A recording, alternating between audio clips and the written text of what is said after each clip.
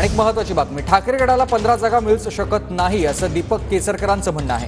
फतव्याचं राजकारण करायचं असल्यास शिवसेना म्हणता येईल का? दीपक केसरकर यांनी हा ठाकरे गटाला सवाल केलाय। राज्यघटना बदलणार असा खोटा प्रचार झाला असं देखील टीका करताना दीपक केसरकर म्हणाले।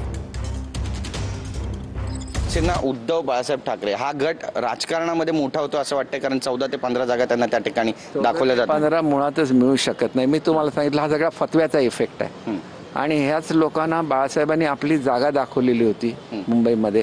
आणि महाराष्ट्र हे एक प्रोग्रेसिव्ह राज्य आहे, त्याच्यामध्ये असले फतवे वगैरे चालत नाहीत, पण त्यांनी चालवून दाखवले। आपण काय करणार? बाळासाहेबांच्या विचारापासून लांब जात असताना ही शेवटची काडी होती, जसं आपण म्हणतो तसं। आणि त्याच्यामुळे प्रत्येकाला आता समजावून सांगायला लागेल की हे कशामुळे फतवे निघाले, कोणाच्या बाजूने निघाले। मग फतव्याचं राजकारण करायचं असेल तर त्याला शिवसेना म्हणता येईल का, हे सगळे लोकांच्या समोर बाजू जायला लागेल ना।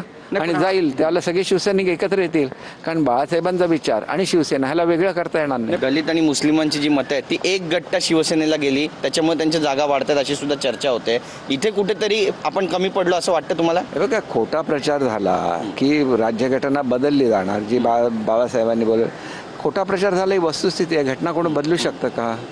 खोटा प्रचार झाला, खोटा प्रचाराला काही लोक बळी पडली आणि ते सिस्टमॅटिकली महाराष्ट्रामध्ये केलं गेलं।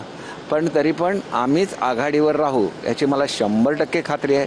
त्याच्यामुळे कुठल्याही परिस्थितीमध्ये आमच्या 35च्या खाली सीट येणार नाहीत। कॅमेरा पर्सन आदिल शेखसह गिरीश गायकवाड, TV9 मराठी, मुंबई।